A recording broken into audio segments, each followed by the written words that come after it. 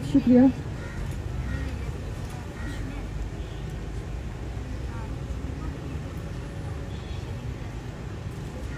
آج سے 12 سال پہلے جب میں پہلی دفعہ اسلام آباد آئی تھی، اسی پریس کلب کے سامنے ہم نے احتجاجی بھوک ہڑتالی کیمپ لگایا تھا. اس وقت میرے والد کی جبری گمشدگی کو 2 سال کا عرصہ مکمل ہونے والا تھا، اور وہ بھی ایک ٹرین مارچ تھی. اس کے بعد 2013 کے سٹارٹنگ میں مارچ کے مہینے میں ایک اور ٹرین مارچ، جس میں ہم تمام لاپتہ افراد کے لواحقین اسلام آباد پریس کلب کے سامنے بھوک ہڑتالی کیمپ لگا کر اندھے اور بہرے لوگوں کو، حکمرانوں کو اپنی آواز سنانے آئے تھے. ایک اور مارچ کی ذکر کرتا چلوں کہ 2013 میں ستمبر کے مہینے میں جو ایک پیدل مارچ کوئٹہ سے کراچی سے اسلام آباد تک لاپتہ افراد کے لواحقین کی قیادت میں، ماما قدیر اور فرزانہ مجید کی قیادت میں جب آئی، اسی جگہ پہ، اسی سیم جگہ پہ ہم لوگ آئے تھے، اور اسی طرح کے چند ریاستی ایجنٹ نما صحافی آئے تھے، اور وہ ہم سے اسی طرح کے سوال کر رہے تھے جو ابھی حالیہ دنوں میں پریس کلب کے سامنے ہمارے ایسے احتجاجی کیمپ میں صحافیوں کو بیچ کر سوالات ہم سے کیے جاتے ہیں. اور المیہ دیکھیں کہ اس دفعہ پھر ہم وہی لوگ، وہی مسنگ پرسنز کے فیملیز ایک دفعہ پھر ایک مارچ کی شکل میں آئے ہیں. بس فرق صرف اتنا ہے کہ 2011 میں ہم لوگ 8 فیملیز تھے اور آج ہم لوگ سینکڑوں کی تعداد میں ہیں. 2012 میں بھی یہی حکومت کی طرف سے بے سی، یہی بہرا پن اور گنگا پن، اور اس دفعہ پھر یہ ایک ہی چیز ہمیں سکھاتی جا رہی ہے کہ ہمارے ساتھ جو ایک انسانی المیہ ہے، جو انسانیت سوز مسئلہ ہے، سنگین مسئلہ ہے، دنیا کے تمام قوانین اس کے خلاف ہے. کہیں پر بھی جبری گمشدگیوں کو جسٹیفائی نہیں کیا جا سکتا ہے. اس عمل کے حوالے سے جب ہم اسلام آباد میں آتے ہیں، بلوچستان تو دور کی بات ہے، بلوچستان ایک بلیک ہول ہے، وہاں پر میڈیا پہ قدغنے ہیں، وہاں پر اگر کوئی بولتا ہے یا لکھتا ہے یا پڑھتا ہے تو اس کو یا تو مار دیا جاتا ہے، قتل کیا جاتا ہے، یا پھر اس کو سالوں سال جبری گمشدگیوں کا نشانہ بنایا جاتا ہے. جب ہم اسلام آباد آتے ہیں، یہاں کی زمینیں، یہاں کے دروازے بھی ہمارے لیے تنگ کیے جاتے ہیں، یہاں پر ہمارے لیے راستے بند کیے جاتے ہیں. وہ فرق جو کئی سالوں سے ریاست کہتی ہے کہ بلوچستان کے لوگ ناراض ہیں، بلوچستان کے چند لوگوں کا مسئلہ ہے، چند سرداروں کا مسئلہ ہے، چند زمینی تنازعوں کا مسئلہ ہے، لاپتہ افراد کا کوئی مسئلہ ہے ہی نہیں. یہ ساری ماؤں اور بہنوں کے آنسو جھوٹ ہے.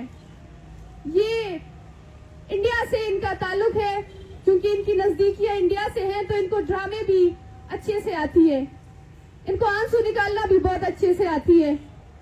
یہ جو کچھ کرتی ہیں، سڑکوں پر آتی ہیں، یہ سب انڈیا چونکہ ان سے قریبی تعلقات رکھتی ہے تو وہیں سے سیکھ کر یہ ادھر آ کے پریس کلبوں کے سامنے تصویریں اٹھا کر ڈھونگ کرتی ہیں، درد اور تکلیف کا پرچار رچاتی ہیں.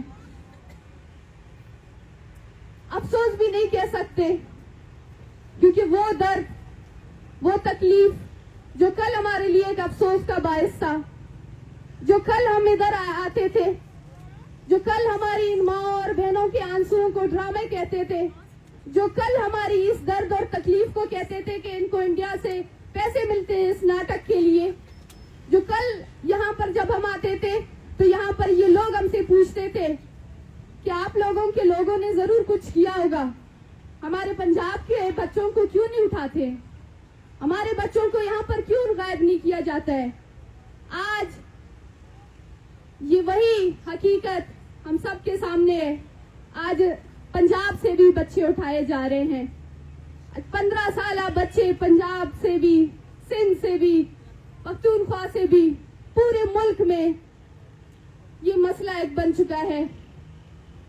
اور اس وقت شاید اس ملک میں سینکڑوں, ہزاروں, لاکھوں لوگ اس مسئلے سے واقف ہو گئے ہیں.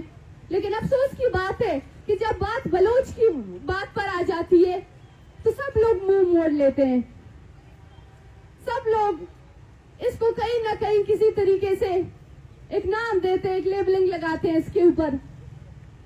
ابھی حالیہ جو نگران حکومت آئی ہے, جو ہمارے وزیر داخلہ صاحب تھے, انہوں نے کہا کہ یہ لاپتہ افراد کا مسئلہ ہے ہی نہیں, یہ لاپتہ کوئی ہے ہی نہیں, یہ ان کی اپنی بیویوں سے لڑائی جھگڑے ہوتے ہیں اور یہ ناراض ہو کر کراچی میں جا کر بیٹھتے ہیں اور ان کے بیوی بچے ان کی تصویریں اٹھا کر لے جاتے ہیں.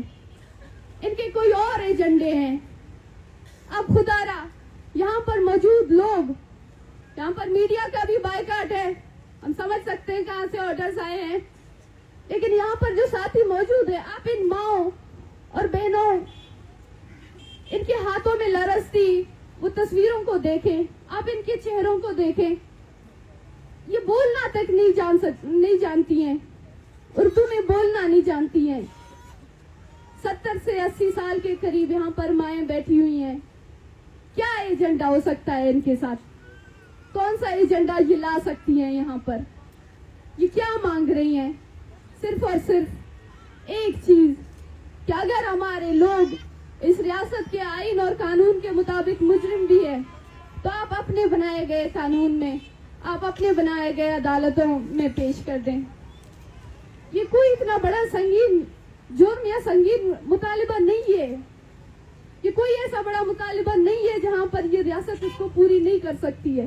لیکن بجائے اس کے کہ ریاست اس پہ دریا دلی دکھاتی, ریاست نے ان ماں اور بہنوں کے ساتھ کیا کیا؟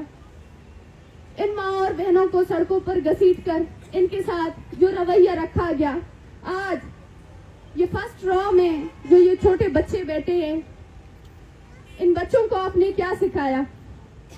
آپ نے ان کو یہاں سے کیا پیغام دے کے آپ ان کو واپس بھیجیں گے؟ یہ بڑے ہو کر کیا سیکھیں گے یہاں سے؟ کہ ہم اسلام آباد گئے تھے, ہمارے ساتھ کون سا رویہ رکھا گیا؟ یہ چیزیں آپ خود نقش کر رہی ہیں ان بچوں کے ذہن میں, ان ماؤں کے ذہن میں. اور پھر جب ہماری طرف سے ایک فرسٹریشن نکلتی ہے تو وہ کہتے ہیں کہ ان کے لوگ دہشت گرد ہیں, شر پسند ہیں, شدت پسند ہیں. اگر ایک طریقے سے ایک طرف سے بار بار طاقت کا استعمال ہوگی, ایک طرف سے بار بار لاٹھیوں کا استعمال ہوگا, ایک طرف سے بار بار آپ کو گرفتار کیا جائے گا, FIRs کیے جائیں گے آپ کے اوپر, اور دوسری طرف سے آپ ہر بار ہاتھ جوڑتے ہیں, آپ ہر بار پاؤں پڑتے ہیں, آپ ہر بار واسطے دیتے ہیں, آپ ہر بار جو ہے مطالبے کرتے ہیں. ایک طریقے سے پرامن اور دوسری طریقے سے طاقت کے استعمال کا رشتہ دیر تک تو نہیں چلے گا. کہیں نہ کہیں یہ لوگ تھک جائیں گے, کہیں نہ کہیں یہ لوگ ایک دن بیٹھ کر خاموش ہو جائیں گے, یا پھر یہ اپنا فرسٹریشن کسی اور طریقے سے نکالیں گے. خدا را ان کے مسئلے کو سنیں. ان کا کوئی ایجنڈا نہیں ہے یہاں پر, یہ کسی ایجنڈے کے اوپر نہیں آئی ہیں. یہ وہی لوگ ہیں کہ یہ بڑی امید کے ساتھ یہاں پر آئی ہیں, بہت بڑی امید ساتھ لے کر یہاں آئی ہیں. ان کو مایوس نہ کریں, ان کے ہاتھ میں کچھ تو ان کو دے دیں, اور کچھ نہ صحیح, ان کے بچے نہ صحیح, کم از کم آپ ان کے بچوں کی زندگی کے بارے میں ان کو بتا دیں. ریاست تو ریاست ہوتی ہے, ریاست عظیم ہوتی ہے, ریاستوں کا دل تو بڑا ہوتا ہے. یہاں پر اس ریاست کا رویہ کیوں؟ یہاں پر اس ریاست کا دل اتنا چھوٹا کیوں ہے؟ ہمارے ساتھ ذاکر مجید کی والدہ ہیں, وہ کل کہتی ہے کہ میں جب سے اسلام آباد آئی ہوں, میں نے اسلام آباد دیکھا ہے, میں نے یہ سڑکیں, یہ بڑے بڑے بلڈنگز, یہ یہاں کی جو ہے آبادی, ہر چیز کو دیکھ کر ہمیں تھوڑی سی بھی اس پہ حسد نہیں ہوتی ہے, ہمیں تھوڑا سا بھی رشک نہیں آتا ہے. یہ آپ کا شہر ہے, آپ آپ نے اس کو بنایا ہے, یہ آپ کو مبارک. لیکن ہمارے پاس ہمارے چند بچے تھے جن کو ہم نے بڑی مشکل سے پال پوس کے بڑا کیا, غربت میں کس طرح کے حالات میں ان کو پال پوس کر بڑا کیا. آپ نے ہم سے صرف ہمارے وہ بچے چھین لیے. آپ اس ماں کی کیفیت کو سمجھ سکتے ہیں کہ یہ کیا کہنا چاہ رہی ہے؟ آپ اس کی تکلیف کی گہرائی کو سمجھ سکتے ہیں کہ یہ کیا کہنا چاہ رہی ہے؟ شیخ بالاج کی والدہ کہتی ہیں کہ میں نے آج تک اس ریاست سے کچھ نہیں لیا, کہیں سے کوئی فنڈ نہیں لیا. میں نے اپنے بچوں کو غربت میں پالا ہے. میں نے بلوچی کشیدہ کاری کر کے اپنے بچوں کو پڑھایا ہے, ان کو لکھایا ہے, ان کو بڑا کیا ہے. کس بنیاد پہ اس ریاست نے میرے بچوں کو مار دیا؟ کون سے احسانات تھے اس ریاست پہ کہ اس نے اتنی بے دردی سے میرے بچوں کو قتل کیا؟ یہ فرق اور درد جو آپ پیدا کر رہے ہیں, یہ ریاست خود پیدا کر رہی ہے. ہمارے جو ایک لیفٹسٹ ہے وہ جو کہتے ہیں کہ پاکستان میں جو علیحدگی پسند ہے وہ وہی لوگ ہیں جو جی ایچ کیو میں بیٹھتے ہیں, وہ جو کینٹس میں بیٹھتے ہیں. ان کے تعلیمی ادارے الگ ہیں, ان کے رہائش کی جگہ, ان کی اسکیمیں الگ ہیں. وہ ہمارے ساتھ رہنا نہیں چاہتے. علیحدہ پسند تو وہ ہیں. اگر حقیقت میں دیکھا جائے تو بلوچستان کو اس ریاست نے خود علیحدہ کیا ہے. بلوچستان کے لوگوں کو آپ خود پنجاب میں انٹر ہونے نہیں دے رہے. آپ یہ لائن خود ڈرا کر رہے ہیں کہ بلوچستان کے لوگوں کے لیے پنجاب میں کوئی جگہ نہیں ہے. تو اس کے باوجود بھی آپ وہی توقعات کرتے ہیں, آپ وہی چیز ایکسپیکٹ کرتے ہیں کہ میں بار بار طاقت کا استعمال کروں اور بار بار دوسری طرف سے جو ہے پرم طریقے کی ایک ریاکشن ملے. اس طریقے سے نہیں ہوتا ہے. ہمیں کہا جاتا ہے کہ آپ لوگ کے لہجے سخت ہیں. ہمیں کہا جاتا ہے, سوشل میڈیا پہ تنقید ہوتی ہے کہ یہ جو آپ جینوسائیڈ کا, یہ جو آپ کالونی کا لفظ استعمال کرتے ہیں, یہ بہت بڑے الفاظ ہیں. لیکن ان لوگوں سے کہنا چاہتی ہوں کہ کبھی آپ لوگ آئیں بلوچستان کو تو دیکھیں. ہماری نظر میں یہ جینوسائیڈ, یہ کالونی بہت چھوٹے الفاظ ہیں. بلوچستان اس وقت جبر کی آگ میں لپٹی ہے. بلوچستان میں بلوچوں کی زندگیاں جس طریقے سے محروم کیے گئے ہیں, بلوچستان کو آج ایک کھائی میں دھکیلا گیا ہے. وہ ہم جی رہے ہیں. وہ ہم سے پوچھیں کہ نہ ہمارے پاس ہماری نیندیں ہیں, نہ ہمارے پاس ہمارا چین ہے, سکون ہے, نہ ہم لوگ جی سکتے ہیں, نہ ہم لوگ مر سکتے ہیں. یہ ہم سے پوچھیں. چھوٹے چھوٹے بچے اس چیز سے متاثر ہو رہے ہیں. چھوٹے چھوٹے بچوں کی زندگیاں یہاں سے جو ریاست نکل رہی ہے. ہمارے لوگ, ہمارے پڑھے لکھے لوگ, ہماری ایک پوری نسل آج ریاستی زندانوں میں قید ہے. اور ان کے پیچھے ان کے جو ہے لوگ, ان کے رشتہ دار وہ ذہنی مریض بنا دیے گئے ہیں. پھر بھی آپ کہتے ہیں کہ آپ لوگ جینوسائیڈ کا لفظ استعمال نہیں کریں, آپ لوگ کالونی کا ورڈ استعمال نہیں کریں. کوئی اگر آپ کے گھر میں آئے, کوئی اگر آپ کے گھر میں آپ کی زندگی کا فیصلہ کرے, آپ کے جینے اور مرنے کا فیصلہ کرے, آپ کے رہنے اور کھانے پینے کا فیصلہ کرے, تو آپ کو کیسے لگے گا؟ کوئی اگر آپ کے گھر میں, ہمارے صرف چند بلوچ طلباء یہاں پر آتے ہیں تعلیم حاصل کرنے کے لیے, یہاں پر روزانہ کی بنیاد میں ان کی پروفائلنگ کی جاتی ہے, لیکن وہاں پر روزانہ کی بنیاد میں دن رات ہمارے گھروں میں وہاں پر فوجی اہلکار آتے ہیں, وہاں پر چادر اور چار دیواری کی پامال کی جاتی ہے. وہاں پر یہ نہیں دیکھا جاتا ہے کہ کون سا بچہ ہے, کون سا بڑا ہے, کون عورت ہے, کون مرد ہے. یہ چیزیں تک نہیں دیکھی جاتی ہیں. لوگوں کی عزتیں محفوظ نہیں ہیں, چھوٹے چھوٹے بچے تک محفوظ نہیں ہیں وہاں پر. وہاں ایسے علاقے بھی ہیں جہاں پر آپ جاتے ہیں اور رات کے 6 بجے کے بعد اگر آپ مر بھی جائیں, کوئی بھی ایمرجنسی ہو, آپ اپنے گھر سے باہر نہیں نکل سکتے. کیا اس کو کالونی نہیں کہتے ہیں جہاں پر آپ سے آپ کی جینے کا حق, آپ کے رہنے کا حق, وہ تمام آپ کے بنیادی حق, وہ تمام بنیادی سہولتیں آپ سے چھین لی جاتی ہے, اور پھر کہتے ہیں کہ بلوچستان میں کوئی مسئلے نہیں ہے. اور یہی وجہ ہے کہ جب ہم یہاں پر آ رہے تھے, پنجاب میں جب ہم آ رہے تھے, اسلام آباد میں ہم جب آ رہے تھے, تو راستہ روکا گیا. ہم ان بلوچستان میں ہونے والے ظلم اور جبر کو بے نقاب کرنے کے لیے آئے تھے. ہم ان تکلیفوں کو, ان ماؤں کی اذیتوں کو جن کو یہاں پر ڈرامہ کہا جاتا ہے, ان آنسوؤں کو جن کو یہاں پر ڈرامہ کہا جاتا ہے, ناٹک کہا جاتا ہے, ہم وہ دکھانے کے لیے آئے تھے. کوئی بندوق ہمارے ہاتھ میں نہیں تھا.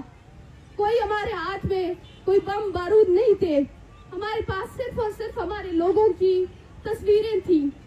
उन तस्वीरों से अगर आपको इतना मसला है तो आप इस जबरी गुमशुदगी का मसला ही हल कर दें, सारा मामला खत्म। इस तरीके से क्यों आप तकलीफ में डाल रहे हैं? कुछ नहीं रह गया है इन माओं के पास, इन बच्चों के पास, इन बहनों के पास। ये एक आखिरी उम्मीद लेके एक दफा फिर यहाँ पर आए हैं, एक आखिरी उम्मीद लेके। खुदारा इनको मायूस ना करें, खुदारा इनको वापस मायूस होकर ना भेजें।